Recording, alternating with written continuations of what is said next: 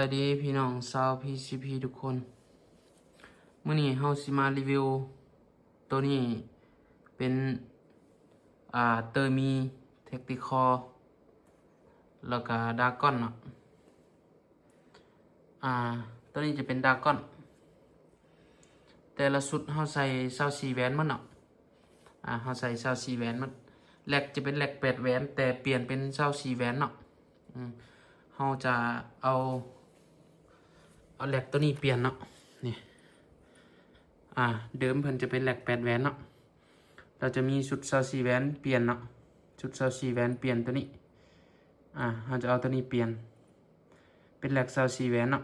ถือว่าตัดลมเสถียรตัวซูเปอร์ลีนนี่ก็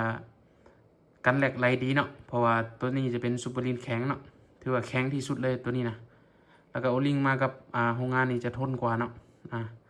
เขาจะเปลี่ยนตัวนี้8แหวนเป็น24เนาะ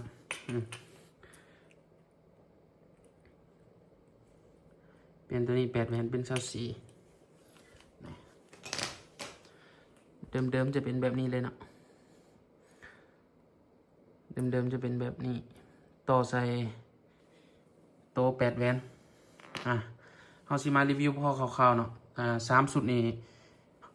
ยังบ่มีเจ้าของเนาะ3สุดนี้ยังบ่มีเจ้าของตัวนี้จะเป็นเตอร์มีหรือว่าหลายคนมักเอิ้น M3 เนาะแต่งานตัวนี้งานเวียดเขาจะเอิ้นเตอร์มีเนาะตัวนี้เสริมมาเป็นแหลก24แหวนแล้วก็ทั้งอลู 0.7 เนาะบ่แม่นขอโทษหลายๆเนาะตัวนี้จะเป็นทั้งคาร์บอนเนาะทั้งคาร์บอนดำด้านเนาะ 0.70 เนาะ 0.70 ทั้งใหม่ๆเนาะทั้งใหม่ๆผลิตเดือน11เนาะ2020ผลิตเดือน11 2025เนาะตัวนี้จะเป็นเตอร์มีใส่เก็บเสียงตัวสีฟ้าเนาะตัวนี้เนาะแหลกจะเป็นแหลก24แหวนตัวนี้ยังบ่ทันได้ติดกล้องเนาะเราจะประกอบไว้ซื่อๆยังบ่มีลูกค้าเนาะแล้วตัวนี้จะเป็นแท็กติคอเนาะตัวนี้จะเป็นท้ายแท็กติคอรุ่นใหม่เสริมมาใส่24แหวนคือกันแท็กติคอ2025เนาะตัวนี้กล่องจะเป็นของกล่องยี่ห้อเวทฮันเตอร์เนาะตัวนี้เนาะตัวนี้จะเป็นเวทฮันเตอร์4-16เนาะตัวนี้เวทฮันเตอร์4-16นาใหญ่44เนาะระยะซูมจะเป็น4เท่า56เท่าเนาะระยะซูม4-56เนาะ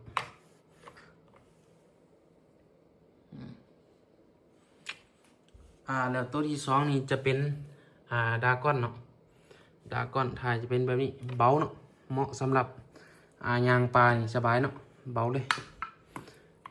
เบาหลายเนาะตัวนี้จะเป็นของ24แหวนคือกันเนาะเสริมเป็น24แหวนตัวนี้จะเป็นเก็บเสียงตัวสีฟ้าเนาะตัวนี้จะเป็นทั้งอลูกลมนธรรมดาเนาะหรือว่าลูกค้าผู้ใดงบบ่ถึงอยากลิ้นพวกนี้ก็มีคือกันเนาะนี่ตัวนี้จะเป็นดากอนหรือว่าลูกค้าผู้ใดอยากได้ราคาต่ำก็อัปเกรดน้อยลงเนาะจะเป็นใส่ถังอลูบอจะเป็นใส่แหลก8แหวนธรรมดาบอกล่องดิสคอมเบอรี่ธรรมดาบอนี่มันก็จะถือกว่าเนาะถ้าหมักเต็มสุดก็จัดเต็มสุดเนาะ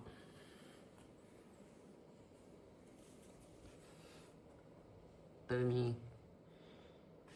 ตัวนี้เราจะเป็นเหล้า60 เซนเนาะตัวนี้เรา60 เซนตัวนี้50 เซนเนาะ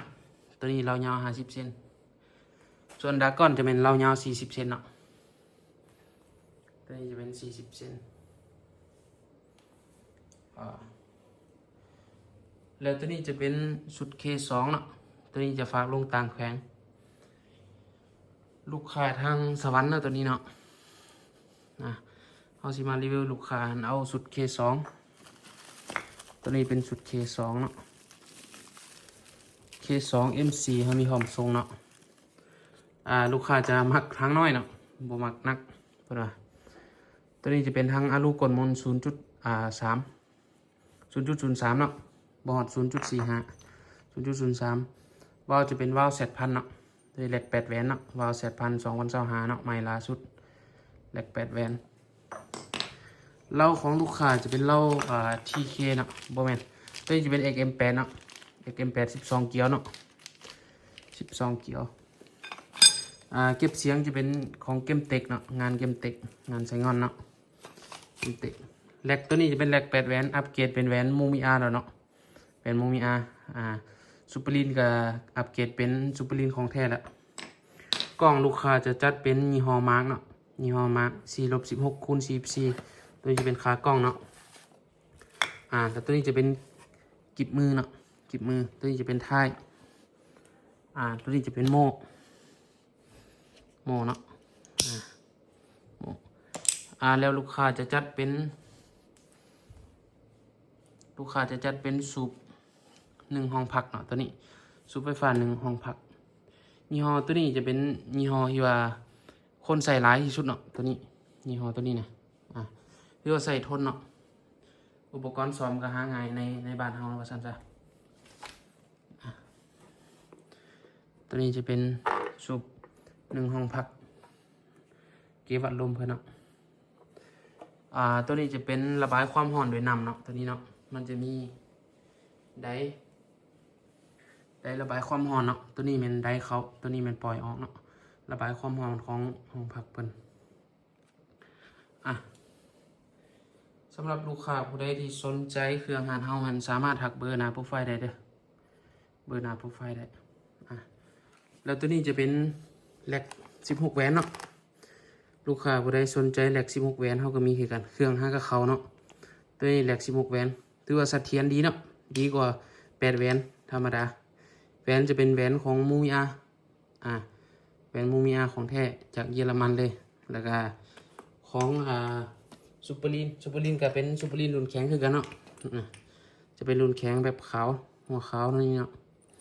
ซูเปอร์ลีนของแข็งเลยลูกค้าอยากได้24แหวนเฮาก็มีให้อยากได้16แหวนเฮาก็มีเนาะหรือลูกค้ามักเดิม8แหวนเฮาก็มีให้เนาะสำหรับลูกค้าผู้ใดที่สนใจทักมาได้เนาะบ่ว่าอยากเป็นตัวแทนขายบ่หรือว่าอยากได้ไปใส่ธรรมดาบ่หันเฮามีรับประกันให้เนาะเฮามีราคาส่งแล้วก็ราคาย่อยเนาะผู้ใดสนใจสามารถทักได้เนาะหรือว่าลูกค้าผู้ใดอยากได้สุดพร้อมยิงไปจัดเฮาก็มีให้คือกันเนาะสุดพร้อมยิงไปจัด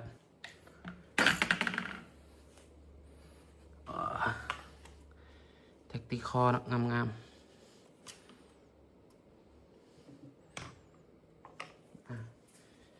แล้วตัวนี้จะเป็นถังคาร์บอนเนาะถังคาร์บอน 0.7 เนาะตัวนี้ใหม่ล่าสุดยังบ่หลายเนาะมาสุดนี้มีได้10อันเนาะลูกค้าจองไว้แน่ละ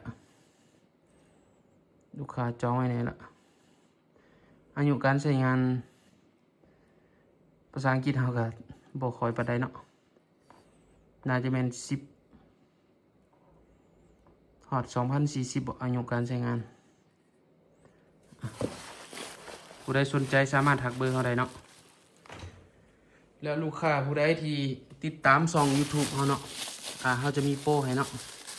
ลูกค้าผู้ใดที่ติดตามช่อง YouTube เฮาจะมีโปรจัดให้ตัวนี้จะเป็นแหวน5ถังเนาะแหวน5ถังตัวนี้มีหลายเนาะแหวน5ถังตัวนี้เฮาจะขายราคาส่งให้เนาะเอาส่วนลดไปเลย50,000เนาะลดปกติเฮาขายอยู่180,000เนาะลูกค้าผู้ใดที่ติดตามช่องเฮาเนาะเฮาลดให้เลยขายให้120,000เนาะสามารถทักเบอร์ได้มีหลายเนาะมีหลายหรือว่าผู้ใดอยากได้เอาไปขายต่อเฮาก็ขายราคาส่งให้ตัวนี้เป็นแหวน5ถังงามๆเลยเนาะใส่กับงานเวียดตัวนี้เป็นใส่งานเวียดโดยเฉพาะเนาะใส่กับงานเวียดคร่าวๆก็มีซ้ำนี้เนาะมื้อนี้เขาจะมาส่งงานเนาะส่งงานK2ตัวนี้ลงภาคใต้K2ตัวนี้ลงภาคใต้แล้วตัวนี้จะเป็นประกอบไว้เนาะประกอบไว้ลูกค้าผู้ใดสนใจก็ทักมาเนาะทักมาสำหรับคลิปนี้ก็มีเท่านี้เนาะสำหรับคลิปนี้มีเท่านี้ลูกค้าผู้ใดสนใจสามารถ